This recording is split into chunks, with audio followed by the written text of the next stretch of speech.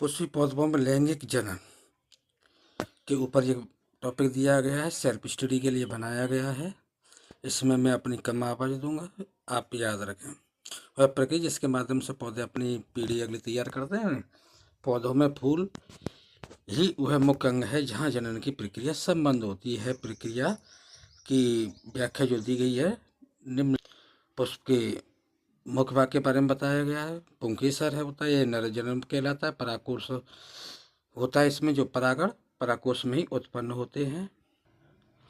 स्त्री केसर है, यह मादा जनन भाग कहता है। इसके 3 भाग होते हैं, प्रत्यगाग्र, वर्तिका, अंडाशय और बीजांड। अंडाशय के अंतर्गत बीजांड बनते हैं।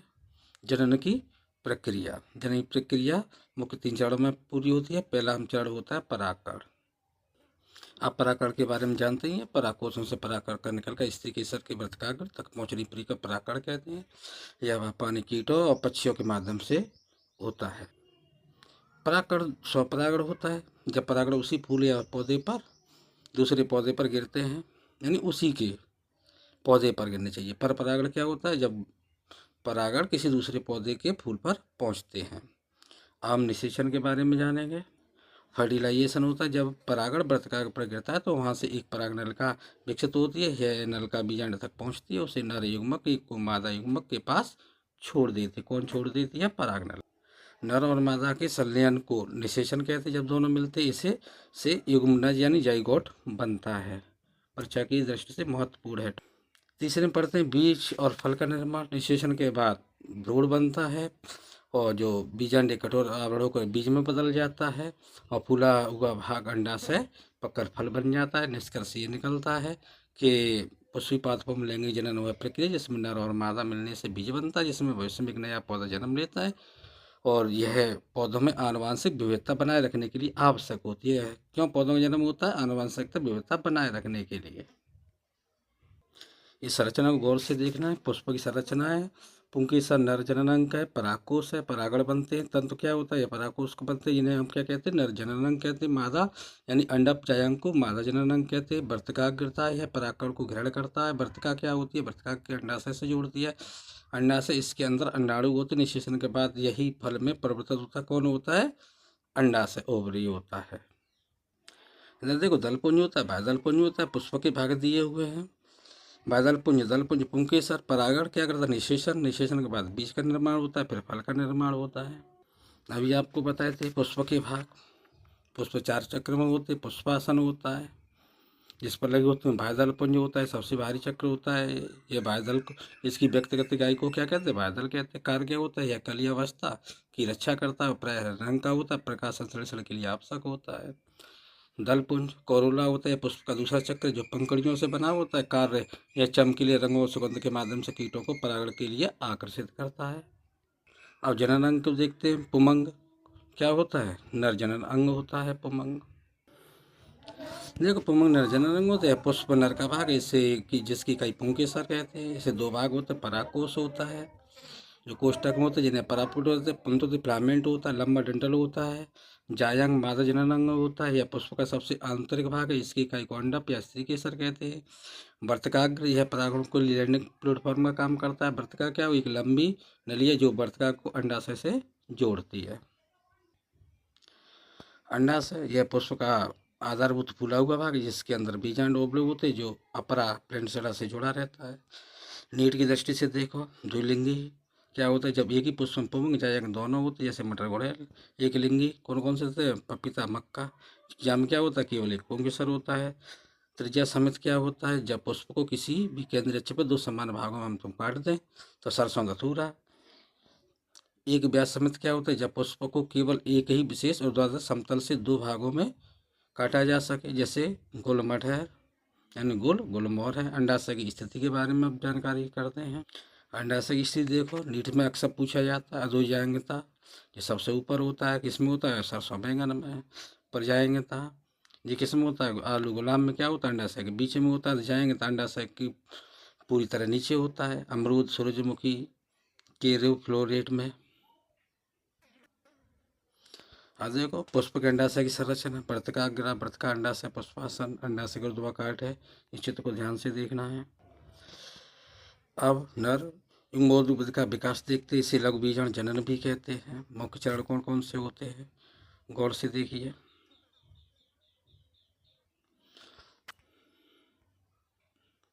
लघु बीजाणु मात्र कोश का, पराकोश में 2n कोशिकाएं बनती हैं। यहाँ से क्वेश्चन आता है अर्धसूत्री में 4 अगुणित होती हैं और लघु बीजाणु बनते हैं जो चतुष के रूप में होते हैं। परागकण का निर्माण कहाँ होता है, लघु बीजाणु से अलग होकर परागकण बनाते हैं। परागकण की 2 परतें होती हैं, एक तो बाह्य चोल होती है जो स्पेरोपोलिन सबसे दुनिया का प्रतिरोधी कार्बनिक पदार्थ माना जाता है। अंतःचोल सेलुलोज और पैक्टिन से बना होता है। द्वितीय अवस्था में परागण के भीतरी सबसूत्री विभाजन की 2 कोशिकाएं बनती हैं। काय कोशिका बड़ी प्रचुर और खाद्य भंडार वाली होती है। किसमें होता है, काय कोशिका में, वेजिटेबल सेल में। जनन कोशिकाएं जेनेटिव सेल होती हैं, छोटी कोशिकाएं होती हैं। मादा का विकास कैसे होता है, इसे गुरु बीजाणु भी कहते हैं। मेगा गैमेटोजेनेसिस भी कहते हैं। बीजाणु ओवम के भीतर होती है। कहाँ होती है, जीवाणु के भीतर होती है। मुख्य चरण गुरु बीजाणु मात्र कोशिका बीजाणुकाय की एक कोशिका 2n MMC के रूप में कार्य करती है। अर्धसूत्री MMC में 4 अगुणित गुरु बीजाणु बनते हैं। अपभ्रष्ट होना पूछे तो जैसे अधिकांश पौधों में 4 में से 3 गुरु बीजाणु नष्ट हो जाते, केवल एक ही कार्यात्मक रहता है। भ्रूणपोष का विकास कार्यात्मक भी गुरु बीजाणु का केंद्रक 3 बार समसूत्री विभाजन करता है, इससे 8 केंद्रक बनते हैं। 7 कोश से 8 केंद्र की संरचना क्या होता है, भित्ति के साथ व्यवस्थित होकर अंड समुच्चय बीजाणु द्वारा की 2 सहायक कोशिकाएं होती हैं। एक अंड और एक कोशिका शरीर बनाते हैं। प्रतिव्यापन कोशिकाएं विभिन्न विभाग की ओर 3 कोशिकाएं होती हैं। केंद्रीय कोशिका बीच में सबसे बड़ी कोशिका जिसमें 2 ध्रुवीय केंद्रक होते हैं। कहाँ ध्रुवीय केंद्रक होते हैं, केंद्रीय कोशिका में होते हैं। नीट के लिए महत्वपूर्ण पॉइंट है, आप याद कीजिए। लघु बीजाणु, अर्धसूत्री, विभाजन समसूत्री, कोश की नरयुग्म, टिपरक और स्पेरो कोई भी एंजाइम या उच्च तापमान नष्ट नहीं कर सकता, इसलिए परागण जीवाश्म के लिए सुरक्षित रहता है। देखो ये ढंग से याद रखना है आपको। विशेषता क्या होती है, टेबल है, ठीक, पूछ करके देख लें। आप इसको याद करें, पढ़ें धीरे धीरे। प्रजनन लैंगिक असंख्य प्रकार के होते हैं।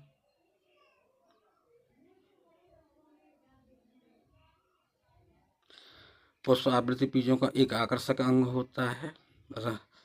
एक आकर्षक अंग होता है जो पौधों को करते। श्रृंगार के लिए 5 पौधों के नाम बताने हैं। पादपों लैंगिक जनन, बाकी सारे पौधे प्रजनन करते हैं। फूलों की विविधता, रंग और सुगंध हमारे लिए आनंद के लिए है, बल्कि सही विशेषता पौधों प्रजनन साझा करती हैं। अनुकूलन की संरचना उनके जीवन विकसित है। लैंगिक जनन के अंतिम परिणाम क्या होता है, फल और बीज का सुनिश्चित करना होता है। अब देखिए, पुष्प एक आकर्षक अंग है। फूलों में मानव जीवन में प्राचीन काल से बहुत महत्वपूर्ण रहा है। ये सौंदर्य सजावट, धार्मिक और सांस्कृतिक दृष्टि से फूलों की भावना जैसे प्रेम खुशी को व्यक्त करते हैं, शोक प्रसन्नता को करते हैं। महत्वपूर्ण शब्दावली, आवृतबीजी वे पौधे जिनमें बीज फल के अंदर होते हैं, जैसे फूल वाले पौधे। लैंगिक जनन वह प्रक्रिया जिसके द्वारा नए पौधे नए बीज और फल पैदा करते हैं।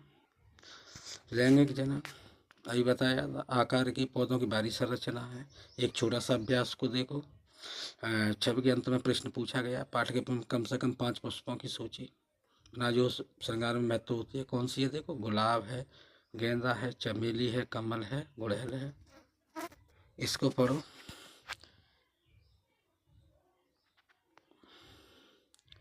आकार की भ्रूण की ये होता है, आश्चर्य होता है, निषेचन पूर्व संरचना एवं घटनाएं क्या होती हैं। वास्तव पुष्पक्रम में फ्लोरल माध्यम से एवं अग्रम प्रकार की संरचनाएं होती हैं। मैंने एनसीईआरटी बेस पर सभी क्वेश्चन दिए हैं। अभी आपने एनसीईआरटी में देखा था चित्र 1.1 का। देखो, वर्तकाग्रता, अंडाशय, फूला हुआ भाग, तंतु, फिलामेंट, बाह्य दल पहले भी बता चुका हूँ। पुष्पक्रम क्या होता है, यानी फ्लोरिकल्चर क्या कहते हैं, फूलों की खेती कहते हैं। पुष्प क्या है, एक जैविक आश्चर्य वैज्ञानिकों के लिए फूल केवल सुंदरता वस्तु नहीं बल्कि एक लैंगिक जनन का मुख्य स्थल है। जनन इकाइयाँ पुष्पों में 2 महत्वपूर्ण पुमंग और जायांग होते हैं, जिनमें नर और मादा मुख होते हैं। नर पुमंग और जायांग मादा। उसी का निष्कर्ष है। निषेचन पूर्व संरचना एवं घटना क्या होती हैं। पौधों में खिलने से बहुत पहले आंतरिक स्तर पर कई निर्णय हो जाते हैं। क्या होता है, हार्मोनल परिवर्तन हो जाता है। पुष्पी आध्यात्म बन जाता है। इन्हीं बदलाव पर फ्लोरल प्रोडियम का निर्माण होता है। आगे चलकर पुष्पक्रम फिर फूल बनता है। नर और मादा अंग फूल के भीतर नर जनन अंग, उपमंग और मादा जनन अंग को जायंग कहते हैं। क्वेश्चन पूछा गया है, पुष्प के दो अंग बताओ। पुंकेसर और स्त्री केसर है। पुंकेसर में परागण नर और स्त्री केसर के अंडा से बीजाणु मादा विकसित होते हैं। इस चित्र को ध्यान से देखो। परागण कौन सा होता है, पराग क्या होता है, लाइन ऑफ डैंडल्स क्या है, देखो दंतुडंडल क्या है, प्रारूप पुंकेसर है, बा परागकेश 3 आयामी अनुभाग है।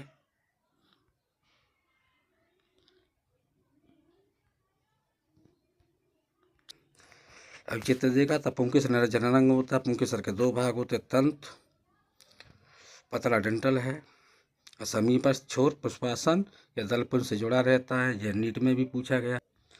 परागकोश तंतु के शीर्ष पर स्थित होता है। परागकोश की संरचना, आवृत्ति में परागकोश की विशेषता द्विपालिक द्विकोष्ठी होता है। 2 पालियां तो 2 कोष्ठक होते हैं।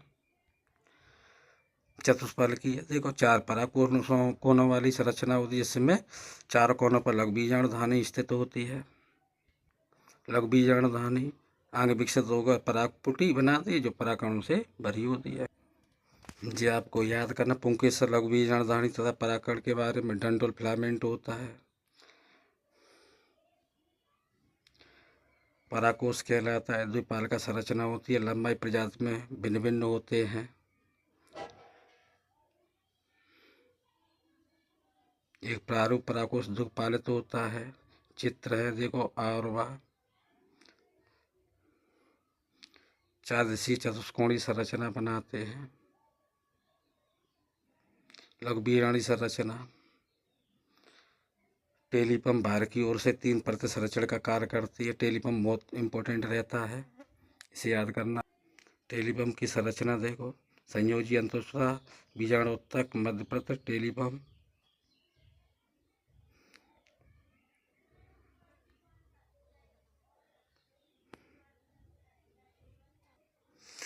अब ये आपने लघु बीजाणुधानी विकसित होकर परागपुटी बनाती, परागकणों से भरी होती। पढ़ा था। लघु बीजाणु की संरचना देखो, स्ट्रक्चर नीट के लिए 4 परतें, लेयर बहुत महत्वपूर्ण है। कौन कौन सी हैं देखो ध्यान से। बाह्य त्वचा सबसे भारी संरचना है। एंडीथीसियम पराग में स्फुटन होता है, मदद करती है ताकि परागण बाहर से निकल जाए। मध्य पर संरचना सहायक होती है।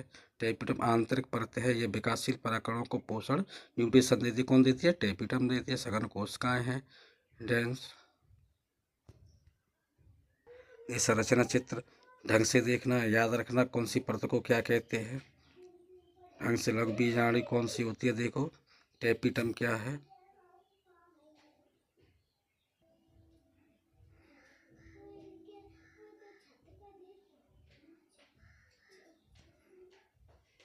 बार बार इसीलिए नीट में इन पर क्वेश्चन पूछे जाते हैं डायग्राम पर। देखो इनको संरचनाएं कौन कौन सी परत है, कभी कोई सी मिस कर देता, कभी कोई सी मिस कर देता है। अब देखो परागकण ये बिखरे हुए दिखाई दे रहे हैं। केंद्रक में क्या होता है,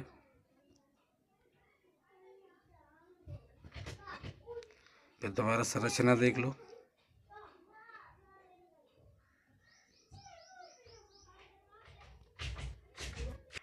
नीट के लिए डायरेक्ट हिंट है, याद रखो। टेपियम का कार्य क्या है? विकासशील परागणों को पोषण देना। स्पुंडन भारी 3 परतें होती हैं, लेकर क्या करती हैं? परागकोश को पटने से रोकती। और स्फुटन विविधता। पुंकेसरों की संख्या लंबाई अलग प्रजातियों में अलग अलग होती है। सेल व मस्टर्ड में पुंकेसरों की लंबाई भिन्नता देखी जा सकती है। किसमें देख सकते हैं? सेल्विया और मस्टर्ड में। सब फिर रिवाइज करो, चित्र को देखो ध्यान से।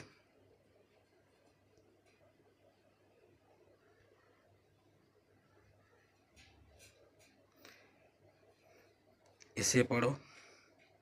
केंद्रक युक्त तो होती हैं। लघु बीजाणु के ऊतक को ध्यान से पढ़ते चलो, खोज कर लो। फिर देखो रिवाइज के लिए।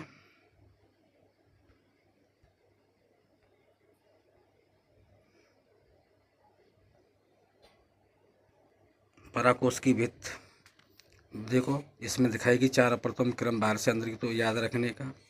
कौन सी है? एपिडर्मिस बाह्य त्वचा। क्या कार्य करती है? एकल परत सुरक्षा है। एंडोथेसियम, इसकी कोशिका अल्फा सेलुलोज की पट्टियां आर्द्रतागायी होती हैं।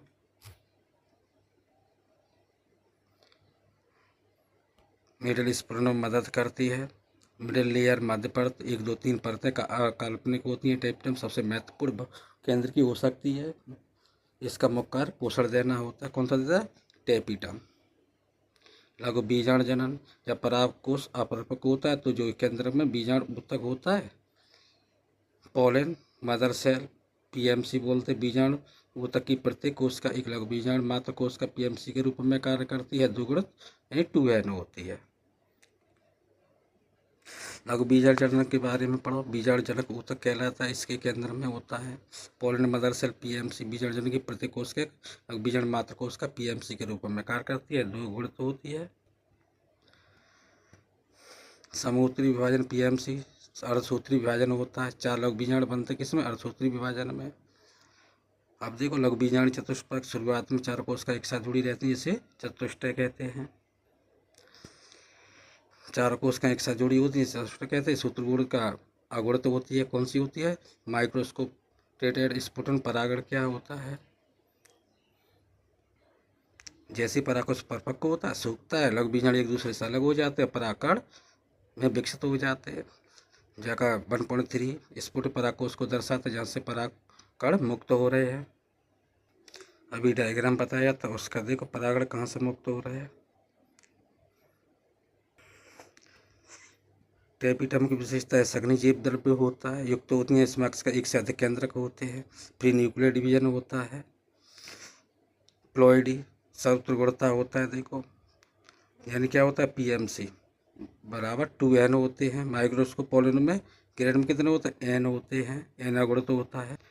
इस पठन क्या होता है? परागकोश के फटने में एंडोथेसियम की भूमिका सबसे प्रमुख होती है। एक क्वेश्चन है, किस प्रकार एक टेपियम कोश का दो केंद्रीय बन सकती है? देखो अंतःसूत्रण या मुक्त केंद्रीय विभाजन द्वारा, जहाँ केंद्र तो विभाजित होता है लेकिन कोश का भित्ति नहीं बनती है। इन चित्रों को देखो। पुष्पों में लैंगिक प्रजनन के आराम से पढ़ो। परागकणों को देखो 13 पॉइंट बाद दिखाया गया है। परागकण क्या है? युगोद्भिद का प्रजनन कौन करता है? परागकण करता है, नर। बाह्यचोल किसे कहते हैं? जनन छिद्र क्या है? देखो परागकण चतुष्क संबंधित। आपको एनसीईआरटी की जरूरत नहीं पड़ेगी, सब इसी में है, नीट का पूरा। अभी आपने पढ़ा था परागकण नर युगोद्भिद मेल परागकण नर को प्रथम कोश का है। इसका डायमीटर पूछा जाता है, माइक्रोमीटर में था, नीट में भी पूछा गया है। परागकण की स्थिति, परागकण 2 मुख्य परतें होती हैं। बाह्यचोल बाहरी परत होती है, अभी उसमें दिया हुआ था एनसीईआरटी में। पदार्थ स्पोरोपेलिन से बनी होती है। विशेषता है यह सबसे ज्ञात सबसे प्रतिरोधी कार्बनिक पदार्थ माना जाता है। उच्च ताप पर सुदृढ़ अम्लों को एल की क्षारों में करता है। महत्वपूर्ण क्या है? अभी तक ऐसा कोई एंजाइम नहीं मिला जो इसे तोड़ सके। इसी कारण परागकण जीवाश्म के रूप में भी सुरक्षित रहते हैं। क्यों रहता है भाई? तोड़ा नहीं जा सकता। जनन छिद्र, जहाँ स्पोरुलिन अनुपस्थित होता है उसे जनन छिद्र कहते हैं। यहीं से परागनल का पोलन बाहर निकलती है। अंतःचूल आंतरिक परत होती है। यह परत सतत परत होती है, सेलुलोज और पेक्टिन की बनी होती है। अंतःचूल परागकण का विकास, परिपक्व होने के चरण दिखाए गए हैं। 2 कोशिकाएं होती हैं। कायिक कोशिका या आकार में बड़ी खंडार मानव खाद्य भंडार करती है, अनियमित होती है। जननी कोशिका यह छोटी होती है। देखिए सूक्ष्मदर्शी द्वारा परागकण का दृश्य पहला कैसा बना हुआ है। रसधानी दोनों दिखाई दे रहे, केंद्र की होती है। एसिमेंट्रिक तंतु होता है। कायिक कोशिका होती है। प्रजननी कोशिका जनन कोशिका है। परागकण चतुष्फलकाय बा कौन सा? लघु बीजाणु का एक परागकण के रूप में परिपक्व चित्र है। इसे रिवाज के तौर पर देखो।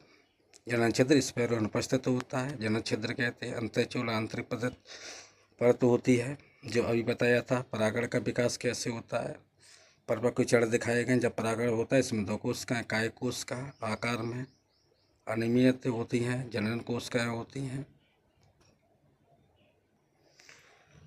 पढ़ो ध्यान से। दमा शोषण होता है, विकसित हो जाती हैं। बताया जाता है कि आयतत गेहूँ में आई थी, आयतत गेहूँ आया था तब काली मानो बाली गाजर घास आई थी, या पार्थेनिज्म कहते हैं। आहारों में संपूरक के लिए मानी जाती है। पश्चिमी देशों में भारी मात्रा में उत्पाद गोलियों से घिरा हुआ है।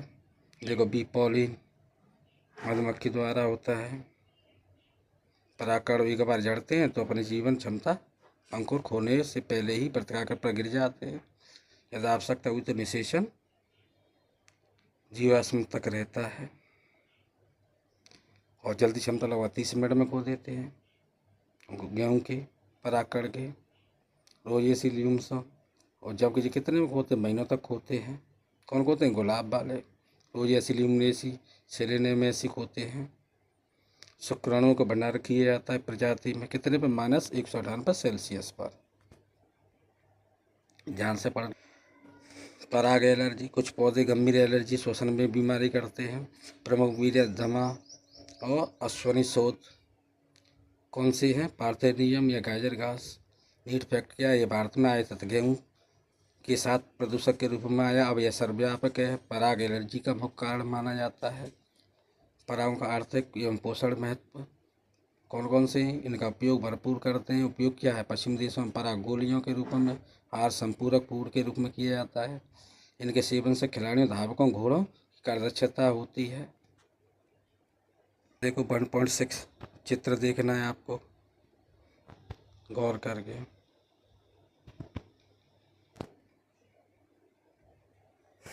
पराग जीवन क्षमता, पराग झड़ने के बाद कितने समय तक अंकुरण की क्षमता रखते हैं? देखो धान गेहूँ 30 मिनट, 16 से महीनों तक। पराग भंडारण, जब हम शुक्राणु बैंकों को बीज में वैसे ही परागकणों को भी भंडारित किया जाता है। मध्यम द्रव नाइट्रोजन में, तापमान -196 यानी 198। उद्देश्य इनका पराग बैंक के रूप में पादप कार्यक्रमों के लिए किया जाता है। इंट पॉइंट याद रखो। गाजर घास भारत में कैसे आई, कैसे हुई, पराग उत्पादन क्या लाभ मिलता है? टेम्परेचर 198 या 196। सोलेनेसी राज परिवार के किसके हैं?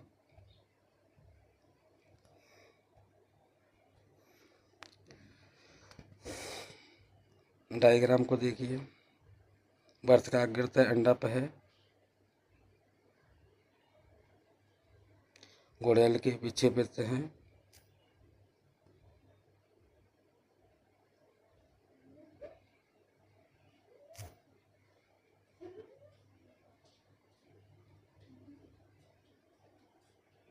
गर्भाशयी, अंडाशयी, बीजाणु होते हैं। इनको याद करें।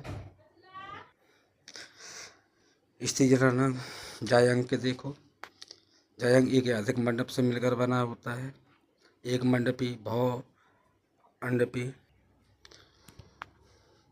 युक्तांडपी। जब अंडप आपस में जुड़े होते जैसे अफीम। युक्तांडपी जब अंडप स्वतंत्र रूप से होते हैं जैसे माइचेलिया में। चित्र बताई दिया। वर्तिकाग्र परागणों को लिए अवतरण मंत्र। वर्तिकाग्रता अंडाशय फूला हुआ भाग होता है, अप्सरा में स्थित होता है। दोबारा चित्रों को देखो। युक्तांडपी अंडाशय में,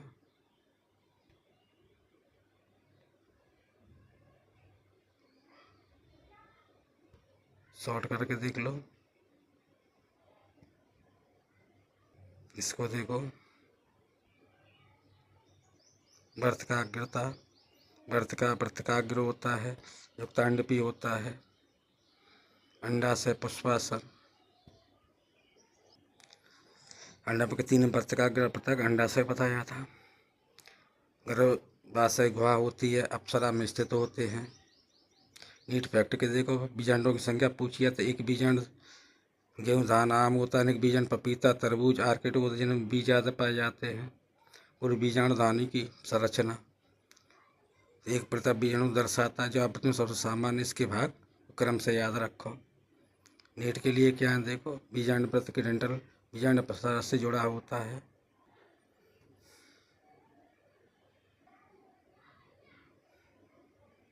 केलियर सीरा यानी विभाग होता है। अभी संरचना बताई थी भाग का नाम। नीट के लिए बीजांड वृत्त जिसमें अप्सरा से जुड़ा होता है। हाइलम बीजांड का बॉडी और पनिकलर के संगम होता है। अध्यावरण सुरचात परतः भाय अंत है। बीजांड द्वार वह छिद्र जहाँ अध्यावरण अनुपस्थित होता है। परागण में प्रवेश करते निभाग बीजांड के ठीक विपरीत स्थित होता है। बीजांड का मुद्रक कोशिकाओं का समूह जिसमें प्रचुर खाद्य भंडार होता है। भ्रूणपोष मादा एक द्रव बड़ा होता है जो बीजांड में स्थित होता है। हिंट देखिए इनके उदाहरण, साइनाकार्पस हीलियम की परिभाषा, the region where body is they all fuse with the function.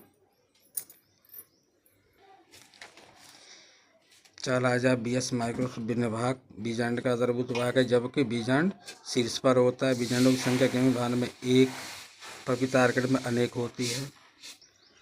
इसका अध्ययन कीजिए। बीजांड वृत्त के नाभिका के नामक क्षेत्र पर संकलित होते हैं। अध्यावरण में आवरण होते हैं। अध्यावरण बीजांडों को चारों ओर घेरे रहता है। इसी ढंग से याद करो। गुरु बीजांड जनन, गुरु बीजांड मात्र कोशिकाओं से गुरु जीवाणु की रचना का प्रक्रम को गुरु बीजांड जनन कहते हैं।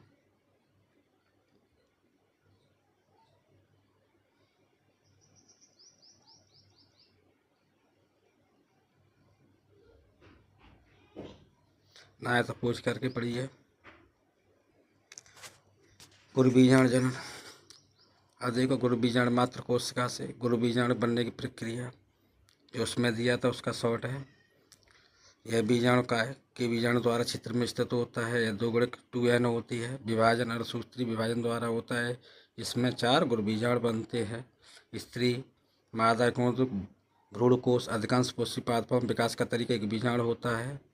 विकास में 4 में से 3 गुरु बीजाणु अपभ्रष्ट हो जाते हैं, केवल एक कार्यशील बना रहता है। रिवाज के लिए यही कार्य गुरु बीजाणु एम्ब्रो सेकेंडरी के रूप में विकसित हो जाता है। भ्रूणकोश का निर्माण महत्वपूर्ण चरण समसूत्री के रूप में विभाजित होता है। भ्रूणकोश के निर्माण के मुख्य चरण देख लो। 2 न्यूक्लियेट चरण होते हैं। चौथा न्यूक्लियेट चरण होता है। 8वां न्यूक्लियेट चरण होता है जिसमें 8 केंद्रक होते हैं। ये सभी मुक्त केंद्रीय होते हैं, यानी केंद्रक विभाजन के तुरंत बाद कोशिका भित्त में नहीं बनती है। भ्रूणकोश का संगठन 8 केंद्रक में से 6 के 4 और केंद्रक वृत्त बनते हैं, जो कि शेष 2 केंद्रक द्रव की ये पोलर बीच में एक बड़ी केंद्रका सेल स्थित होती है। नीट के लिए देखो 7 कोश का 8 केंद्रक एक परिपक्व आवृत्त भ्रूणकोश की यही सबसे बड़ी विशेषता है। डायरेक्ट हिंट में देख लो। भ्रूणकोश केवल एक कार्यशील गुरु बीजाणु से बनता है। प्लॉइडी चेक गुरु बीजाणु मात्र कोश का कितने 2n कार्यशील एन। भ्रूणकोश के सभी केंद्र कैसे होते अंड सहायक प्रति व्यास बराबर n। डायग्राम देखिए।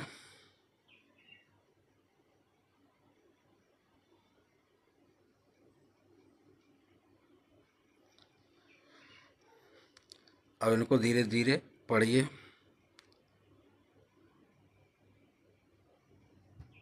पूछ करके पढ़ लो। अंडोपकर्ण या समुच्चय जिस पर 3 कोशिकाएं एक साथ होती हैं। अंडकोशिका, सहायक कोशिकाएं जिसकी संख्या 2 होती है। ये मुख्य मादा युग्मक बनाते हैं अंडकोशिका। तंद्रुप समुच्चय ये सहायक कोशिकाओं के बीजाणु छड़ी पर विशेष कोशिकीय स्थूलन होते हैं। नीट का कार्य में देखो, यह पूरा नलिका कुछ सहायक कोशिका में प्रवेश करने के लिए दिशा निर्देश प्रदान करती है। प्रसाद कोशिकाएं इस संख्या में 3 होती है। निभागीय सिरे पर स्थित होती हैं। केंद्रीय कोशिका यह भ्रूणकोश की सबसे बड़ी कोशिका बोलती है। कौन सी होती है? केंद्रीय कोशिका को देखो कैसे नीट निकाली जाती है। 2 ध्रुवीय इकाई पोलर होते निषेचन के बाद यही कोशिका प्राथमिक भ्रूणपोष केंद्रक बनाती हैं। गोल्डन रूल याद रखें।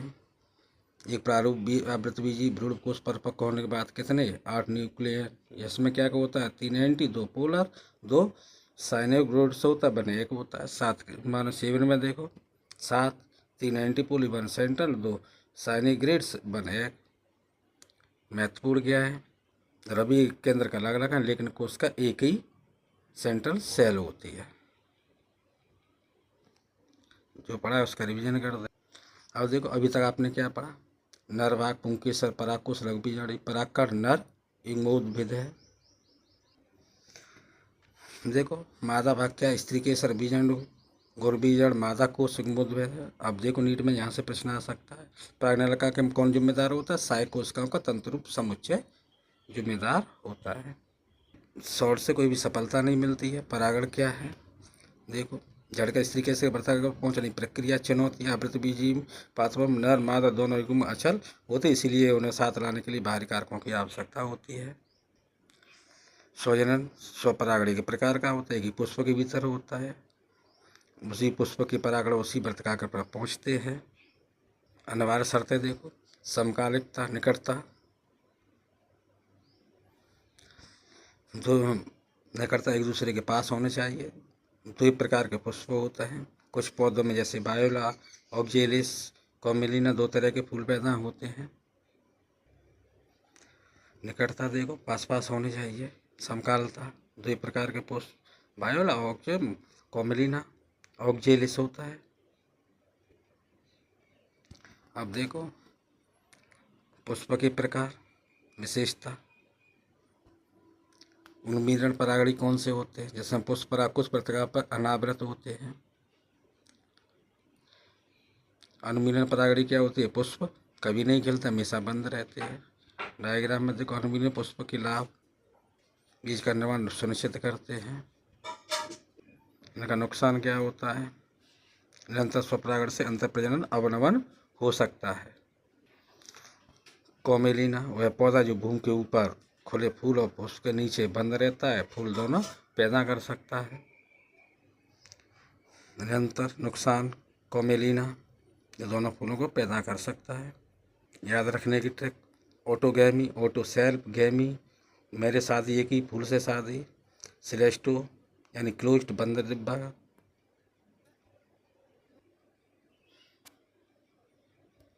परागण, परागण के बारे में पढ़ो। भ्रूकोश पैदा करते हैं,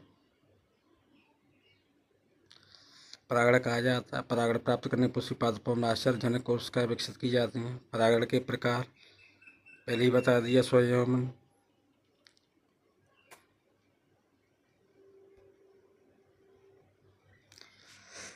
सजातीय परागण, इसका शॉर्ट इस पेज के बाद आएंगे। अब परागण के अपकर्मक कारक कौन कौन से होते हैं, बाह्य परागित, संगठित, पुष्करम। देखो चित्र नीट में ये पूछा गया था, डायग्राम ये कौन सा है,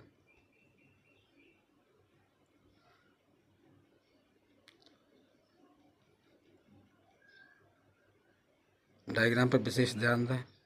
असंख्य होता निष्पादन, जैसे एग्रोबायोफाइटा टेडुम के नर मुख्य होते हैं। परागण पर सजात पुष्पी परागण एक ही पौधे पे होते हैं। नीति कंसेप्ट, कार्यात्मक रूप से यह पर परागण है, एजेंट की जरूरत नहीं होती, आनुवांशिक रूप से यह स्वपरागण पौधे पर होता है। पॉलिनेशन में जब पौधे के परागण भिन्न पौधे वृत्ताकार पहुंचते हैं, एक नीड पॉइंट, ये एकमात्र परागण जो आनुवांशिक रूप से भिन्न परागण कहलाता है। परागण के कारक 2 श्रेणियां हैं, अजीबी और जीवीय। कीट पक्षी द्वारा होता है, वायु जल द्वारा अजीबी होता है।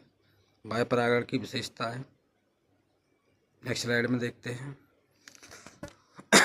चूंकि वायु एक संयोग पर निर्भर करता है, पौधों ने इसके लिए विशिष्ट अनुकूल विकसित किए हैं। परागकण हल्के चिपचावट से रहित होते हैं ताकि हवा के झोंके के साथ उड़ सकें। पुंकेसर बेहद अनावृत होता है, वर्तिकाग्र वृत्त और पिच ताकि हवा में उड़ते समय परागण पकड़े जा सके। चित्र है, अभी बताया था। पुष्प संरचना, प्रत्येक अंडाशय में अकेला बीजांड होता है, कई पुष्प एक पुष्पाकार में गुच्छित होते हैं। उदाहरण भट्टा, मक्का, कौन कौवा, जिसमें दिखने वाले फुंदने वाले वास्तव में मृतक काग्र हैं। घासों में वायु परागण अत्यंत सामान्य है। नीट पॉइंट देखो, डायरेक्ट सजातीय परागण आनुवंशिक रूप से स्वपरागण पर, कार्यात्मक रूप से पर परागण होता है।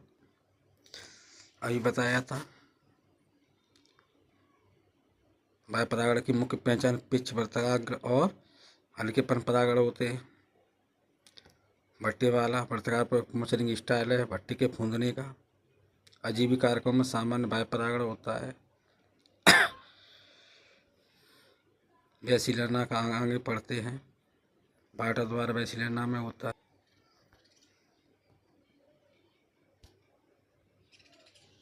संचार विश्वास किया जाता है। वैसिलेना में हाइड्रला में ताजे पानी में उगते हैं, जो स्टोरा आदि घास जैसे।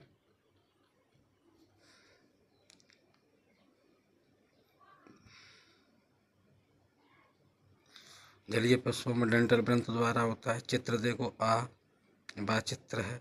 वैसिलेनिया द्वारा था, जो कीट परागण द्वारा होता है।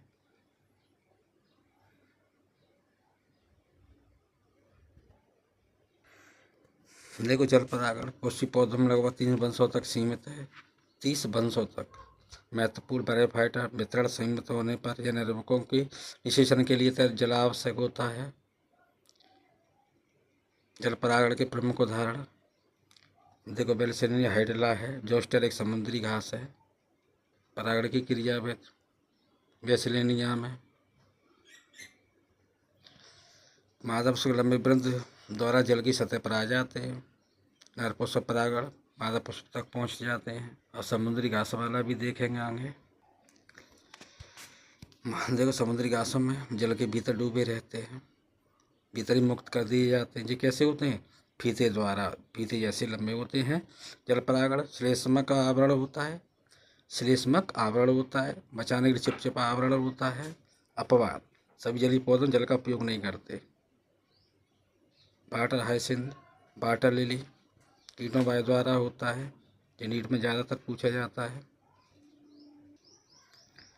देखो जीविकार का अधिकांश पादपों में उपयोग करते हैं, जिनमें तितलियां, चींटियां, भौरे होते हैं शामिल हैं। होमगार्ड, चमगादड़ आदि शामिल होते हैं। आगे देख मधुमक्खियों प्राणियों में सबसे प्रधान पराकिट एजेंट माना जाता है मधुमक्खियों को।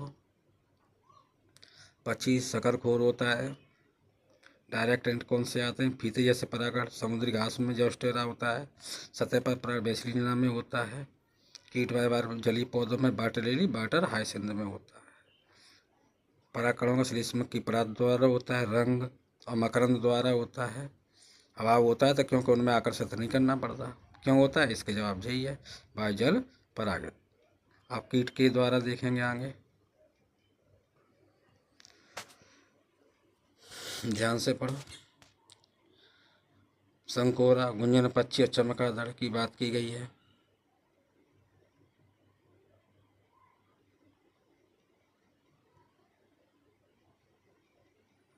क्यों होता है? इनमें चिपचिपा सा परागण चिपक जाते हैं।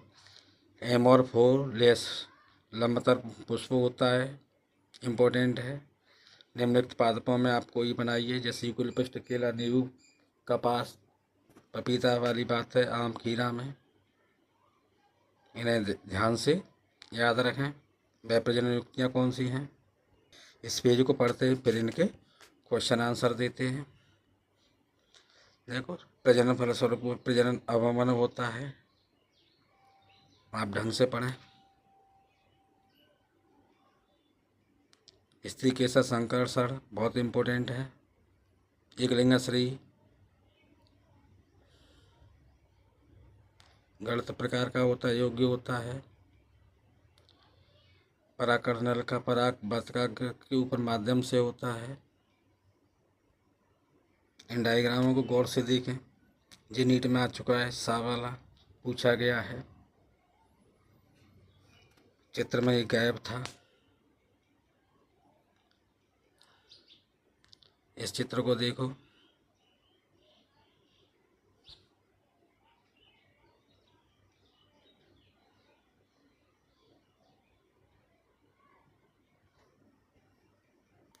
अभी कीटों की बात हो रही थी। कीट परागत पुष्पों की विशेषताएं क्या होती हैं? आकर्षण होते हैं, सुगंध मकरंद से भरपूर होते हैं, गुणछन्न होते हैं। पुरस्कार क्या? प्राणियों को मकरंद परागण पात्रों के रूप में मिल जाते हैं और ये चिपचिपे होते ताकि प्राणियों के भीतर चिपक सकें। विशिष्ट उदाहरण से संबंध वाले इस टॉपिक से बनते हैं। एलोफेरस क्या है? लगभग 6 फुट का होता है। अंडा देने के लिए सुरक्षित जगह प्रदान करता है। दुनिया का सबसे ऊंचा पुष्प है, उसका नाम पूछ लेता है। अब देखो, युग का पादप शलभ इनके बीच होता है। आपको एक एक पॉइंट बताया जा रहा है। सेल्फ स्टडी ही आपको अध्ययन कराएगी। वीडियो को बार बार देखिए। बदले में शलभ पुष्प को परागित करता है। हीट फैक्ट्री, ये दोनों प्रकार के बिना आप जीवन चक्र पूरा नहीं कर सकते। शलभ का लाभ अंडे से बाहर आता है, तब बीज विकसित होना शुरू होता है। पराग मकरंद दस्य होता है। पराग मकरंद दस्य क्यों कहा जाता है? परागण को ले लेते हैं, परागण में कोई मदद नहीं करते हैं। अन्य परागण स्तनधारी होता है, सरीसृप होता है, छिपकली होती है, वृक्षवासी कृंतक होता है, प्राइमेट लीमर होता है स्तनधारी। देखो, स्तनधारी सरीसृप। सबसे प्रधान परागकारी मधुमक्खियाँ होती हैं। मलनागंध मक्खियों बीटलों को आकर्षित करने के लिए होती है। अंडे देने सुरक्षित जगह किसमें? एम्फोरफोलस में और यूकाम का उदाहरण है। स्किन पॉलेट की परागण की मुख्य विशेषता है। वह प्रजनन आगे पढ़ते पाठ्य पुस्तक में। वह प्रजनन युक्तियाँ निरंतर स्वपरागण से अंतः प्रजनन आवंत होता है, इसे बचने के लिए। असमकालिकता होती है, समय पर होती है। विभिन्न अव्यवस्थित होते हैं, स्वसामंजस्य होते हैं। और स्वसामंजस्य आनुवंशिक की प्रक्रिया में एक लिंगी पुष्प के बारे में देख। एक लिंगी पुष्प एरंड और मक्का है, पपीता है। नर मादा अलग अलग होते हैं। स्वयुग्मन भी होता है। और देखो, पराग स्त्री के साथ संकर्षण क्या होता है? पराग में ऐसा परागण पहुंचने की नहीं देता। संवाद या स्त्री के बीच रासायनिक घटनाओं का संकर्षण द्वारा होता है। स्वीकृति अस्वीकृति भी होती है। इसे यदि गलत है तो रोक दिया जाता है। परागनलिका की वृद्धि सुयोग परागण के बाद परागण जनन छिद्र के द्वारा होता है। परागण वर्तिका स्टाइल के ऊतकों के माध्यम से वृद्धि करती है, अंडे से ओवरी तक पहुंच जाती है।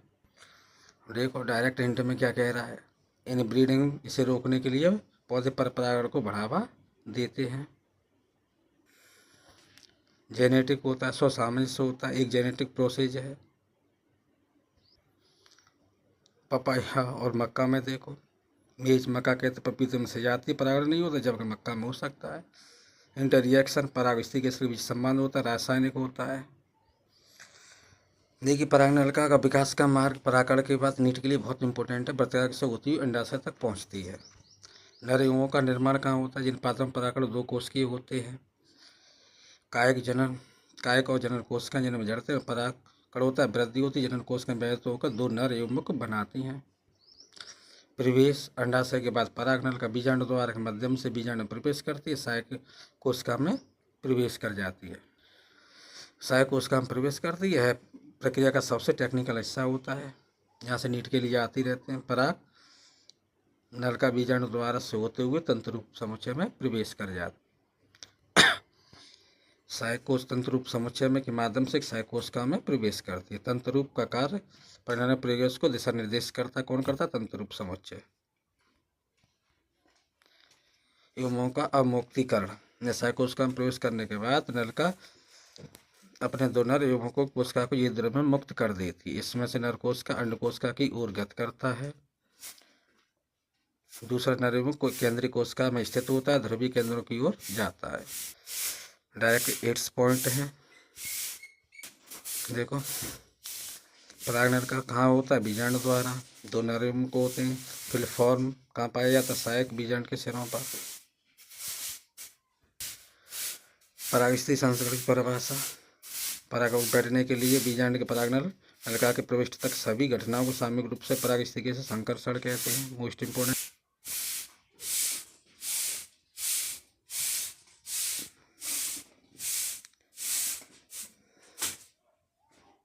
दोहरा निषेचन मोस्ट इम्पोर्टेंट है।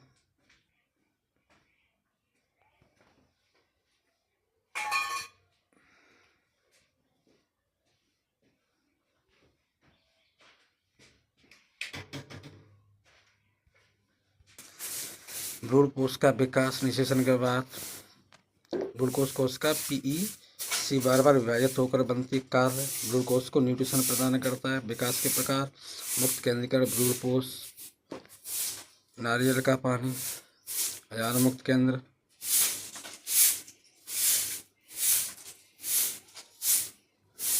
भ्रूण का विकास भ्रूण बीजाणु द्वारा सिरे पर होता है जहां युग्मनज जाइकोट स्थित होता है। आइम्ब्रो बनता है जहाँ गोलाकार होता है, हृदयकार होता है आइम्ब्रो यही में।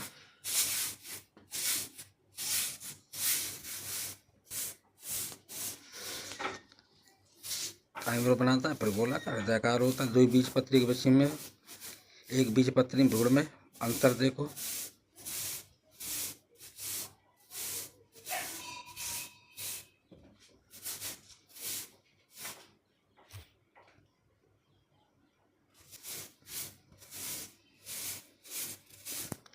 भ्रूण पोष का उपयोग नारियल का पानी है। उसका उपयोग क्या, मटर मूंगफली के बीज में पकने से पहले पूरी तरह इस्तेमाल हो जाता है। जबकि अरंडी और नारियल में है बीज, यह बीच में बचा रहता है, उसमें कम था इसीलिए देखो।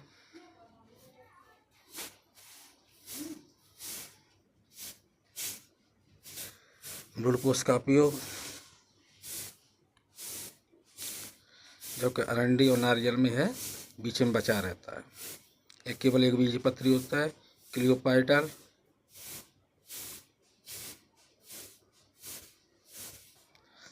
भ्रूण पोष के आधार बीज पत्रों के प्रकार नीट के लिए महत्वपूर्ण रहते हैं। बीज दो प्रकार के होते हैं, एम्बुमिनस, गैर एम्बुमिनस। कभी कभी कुछ बीजों में जैसे काली मिर्च, चुकंदर का बीजांड का भी शेष रह जाता है, इसे परभ्रूण पोष कहते हैं। बीजांडी संरचना प्रसुप्ति। बीजांडावरण क्या है, शुक्र के छिद्र सख्त हो जाता है, आवरण बनाता है, छोटा छिद्र होता है, बीजांड द्वार कहते हैं। अंकुरण के समय ऑक्सीजन और जल में प्रवेश में मदद करता है। कौन करता है, बीजांड द्वार। प्रसुप्ति, परिपक्व होता है बीज, जैसे जल की मात्रा कम होती है यानी 10 से 15% नमी शेष रह जाती है। इस भ्रूण की इस निष्क्रियता को प्रसुप्ति कहते हैं। अंकुरण के लिए क्या आवश्यकता है, नमी, ऑक्सीजन, उपयुक्त तापमान मिलने पर बीज अंकुरित हो जाए। अब फल का निर्माण देखते हैं। जैसे बीजाणु विकसित होता है, अंडाशय एक फल के रूप में विकसित हो जाता है। अंडाशय की दीवार फल की दीवार छिलके के रूप में बदल जाती है, इसे फलभित्ति पेरिकेरा कहते हैं। फल का निर्माण, काली मिर्च है, परभ्रूण और चुकंदर है। अरंडी एक द्विबीजपत्री होने के बावजूद बीज है। बीजांड द्वार, अंकुरण के दौरान जल और प्रवेश मार्ग। बीजपत्र के मुख्य कार्य, इसका मुख्य कार्य क्या है, आरक्षित आहार का संग्रहण करना। भ्रूणपोष क्या पढ़ो,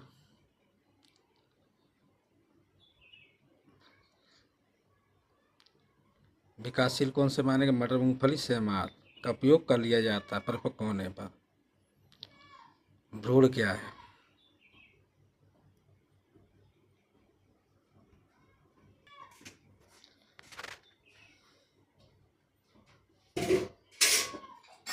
बीज।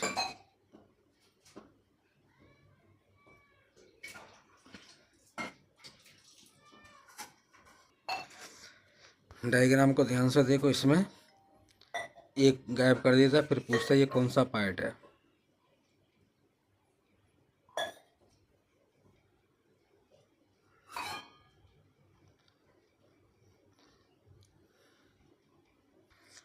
फलों का वर्गीकरण देखते हैं। इनके आधार पर इन्हें दो रूप में बांटा है। यथार्थ फल विकसित तो होते हैं जैसे आम, अमरूद, संतरा।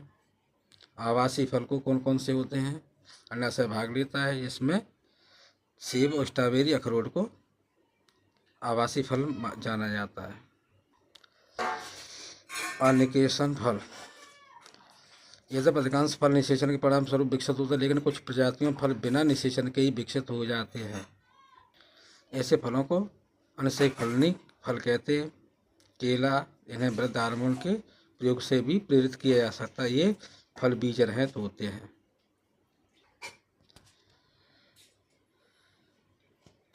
बीज के लाभ कौन से हैं?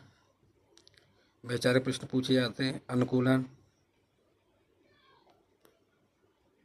संरक्षण और पोषण, आनुवंशिक विविधता,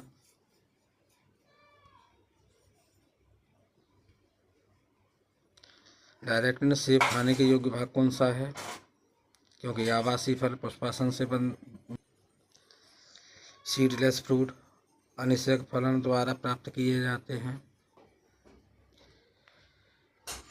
क्योंकि यह एक आवासीय फल होता है। सीडलेस प्रक्षेपण, पौधों में अपने बीजों को नए क्षेत्रों में फैलाने के लिए विभिन्न प्रक्रिया विधियां विकसित की जाती हैं।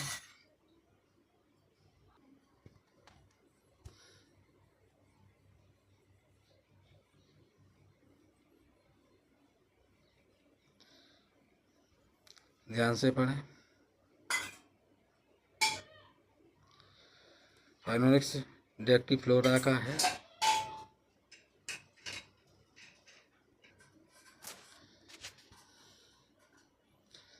आपके लास्ट पेज NCERT का असमंजस भ्रूणता, पहले ये पढ़ो।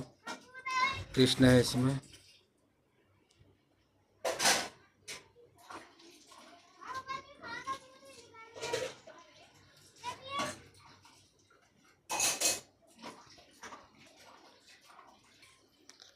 असंयोजन बिना साधारण बीज के परिणाम होते हैं। कुछ पौधों में बिना बीज के निषेचन बन जाता है। परिभाषा पर बिना निषेचन के बीज पैदा करने की प्रक्रिया को असंयोजन कहते हैं। विशेषता, ये किसमें होता है? लैंगिक जनन का अनुकरण है। स्टेरेसी और घासों में कि कुल में होता है महत्व। हाइब्रिड बीजों का गुण बनाए रखने के लिए तकनीकी महत्वपूर्ण होती है। भ्रूणता, पॉलीमाइम्ब्रो परिभाषा, एक बीज में एक से अधिक भ्रूण की उपस्थिति को बहुभ्रूणता कहते हैं। यह कई बीजांडकाय कोशिकाओं की विभाजित होकर भ्रूण पट्टी में चली जाती और भ्रूण विकसित हो जाती है। प्रक्रिया, बीजांडकाय की कोशिकाएं विभाजित होकर भ्रूण पट्टी में चली जाती हैं और भ्रूण में विकसित हो जाती हैं। नीट के लिए संतरा और आम मैंगो है। फेवरेट पूछता है, कैसे पूछेगा? किसमें होती है? संतरा और आम में। बीजों की क्षमता, जीव क्षमता क्या होती है? कितने समय तक जीवित रहते हैं? याद रखो, ल्यूपान कई 2.5 सैकड़ा या 10,000 वर्ष तक। खजूर 2,000 वर्ष पुराना है। असंयोजन बिना निषेचन के बीज बनाना, बहुभ्रूणता संतरा आम के बीजों में देखी जाती है। असंयोजन की बहुभ्रूणता संकर बीजों का लाभ क्या है? किसानों के हर साल नए महंगे बीज। ल्यूपिनस आर्कटिकस क्या लंबे समय तक 10,000 वर्ष रहने वाला बीज है। पुष्प के भाग बाह्यदल पुंकेसर होते हैं, स्त्री केसर होता है। पुष्प संरचना परिवाज में है, पुंकेसर पराकोश में होता है। इनको स्त्री के संडाशय ओवरी में होता है, जिसमें मादा युग्म जनन, कायिक जनन, गुरुबीजाणु जनन। रिवाइज कीजिए।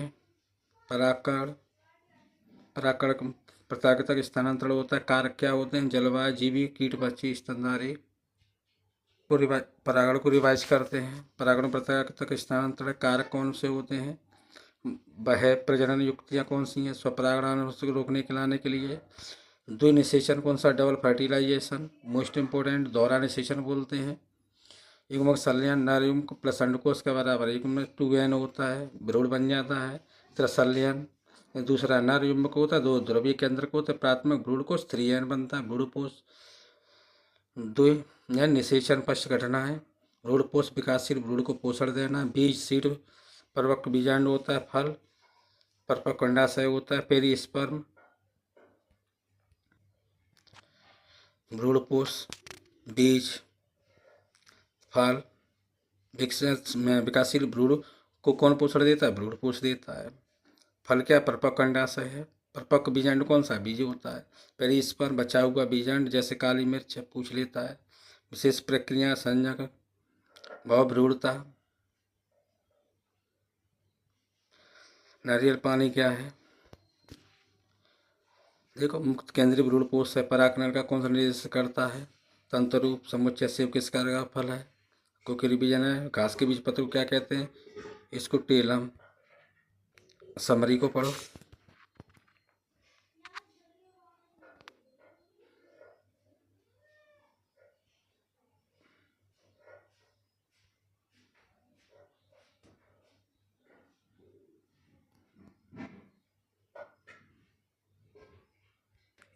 समरी पढ़ने के बाद अभ्यास के क्वेश्चन आंसर हैं। देखो,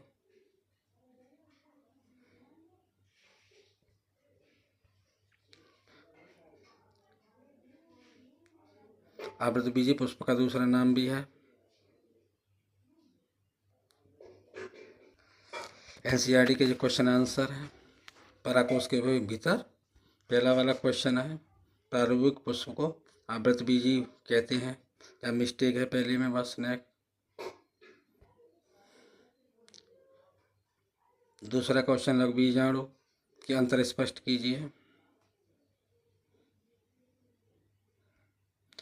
कोश का विभाजन में अर्धसूत्री विभाजन से होता है। अनंत में बनने वाली संरचनाएं कहलाती हैं।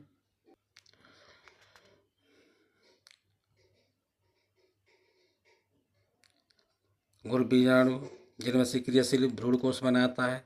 तीसरा क्वेश्चन, क्रम याद कीजिए। एक प्राकृतिक विवरण दिखाते हुए स्पष्ट सुधरा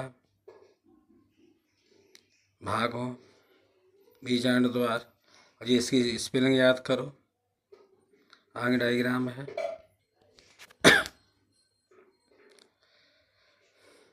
डायग्राम बना हुआ है, इंग्लिश में नाम है ये दिखाते हुए। जो करके छोटा कर दो तो बन जाएगा सही। हाँ, अब बना हो ठीक, डायग्राम बन जाएगा। ढंग से बनाना कलर। पांचवा क्वेश्चन, आप मादा गोंद एक बीजाणु को कैसे विकसित समझते हैं? इसे याद करें। छठवां, अंडभुजाएं कोशिकाएं होती हैं। प्रति व्यासांत में 3 कोशिकाएं होती हैं। कहाँ होती है? निभागीय सिरे पर केंद्रीय कोशिका, ये सबसे बड़ी कोशिका जिसमें 2 ध्रुव केंद्रक होते हैं। नीट के लिए 2 और 5 बहुत पूछे जाते हैं। लघु बीजाणु से बनते हैं। 7वां क्वेश्चन,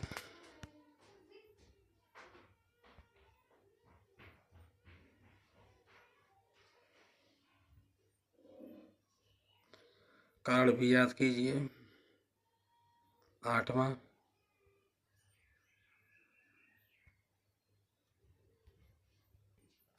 त्रसलयन क्या है देखते हैं। स्थान कहाँ होता है? केंद्रों के साथ संलयन होता है, इसे त्रसलयन कहते हैं। n 2 ध्रुव n + n पड़ाव पेन -3n बनता है। 10वां, बारे में क्या समझते हैं? युग्मज सुक्ति के बारे में। युग्मज विभाजित नहीं होता है या थोड़ा भ्रूणपोष न बन जाए। अंतर देखिए।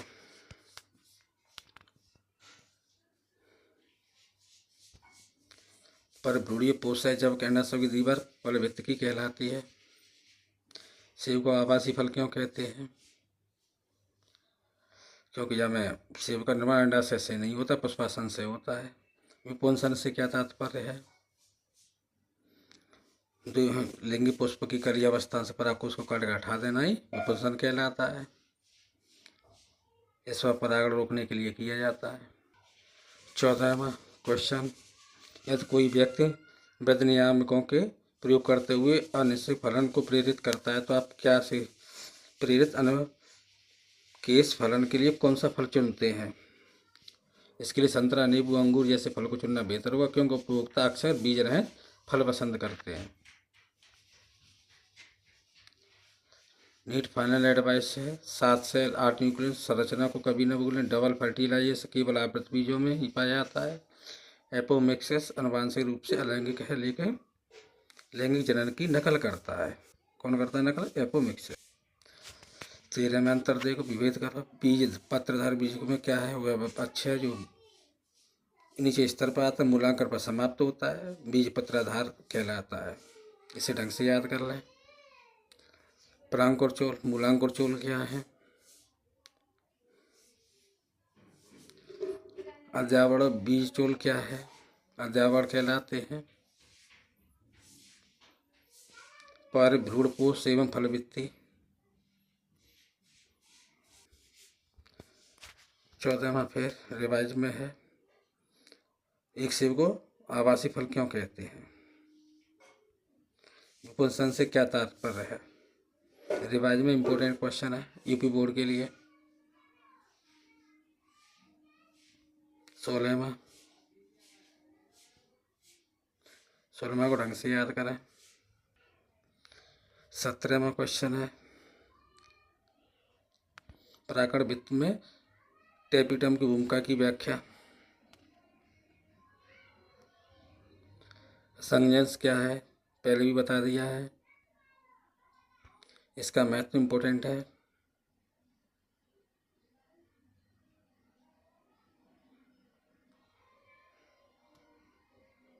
देखते हैं इस चैप्टर से कौन से आए थे। घास के बीज में स्कोटेलम क्या प्रदर्शित करता है? बीजपत्र। देखो 16-23 में आया पर भ्रूणपोष में किसमें होता है?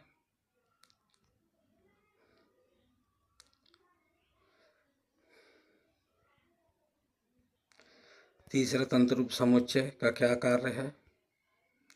पराग नलिका को निर्देशित करना। नारियल का पानी खाने योग्य सफेद भाग क्या है? सी भ्रूणपोष। 5वां देखिए सही क्रम क्या है? टैपिटम परागकणों को प्रोत्साहन देता है। आवृतबीजी वाला 6वें का आंसर देखिए भ्रूणकोश। 7वां देखिए वायु परागित पुष्पों में। इसका उत्तर है हल्के परागण, पिच, वर्तकाग्र। डबल फर्टिलाइजेशन हर लगभग दूसरे साल में प्रश्न आता है। अप्रॉक्स पिछले 5 वर्ष 3 बार पूछा गया। देखो विशेषकर जल परागण, यू का कीट परागण पर ध्यान से याद करें। रिवाइज करते हैं, पढ़ लें, रिवाइज हो जाएगा।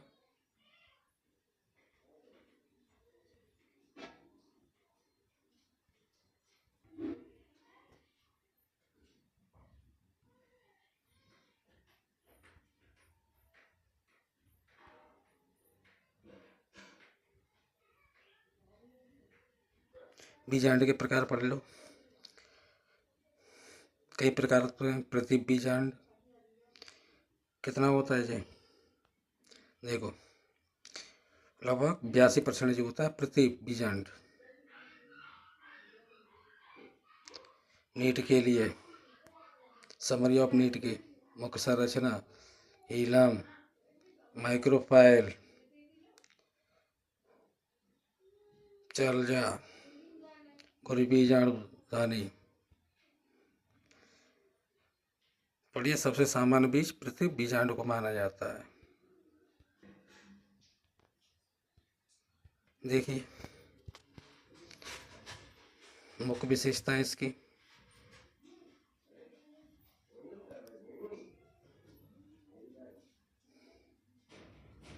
व्यवसायिक महत्व, बीज निर्माण का महत्व देखिए कई तरह से होता है। प्रजनन क्षमता की निर्भरता के लिए, अनुकूलन, भ्रूण का संरक्षण, पोषण, आनुवंशिक विविधता के लिए,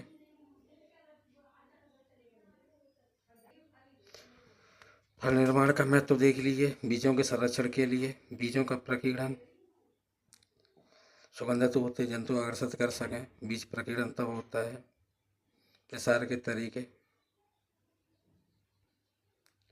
देखो किस किस में होता है।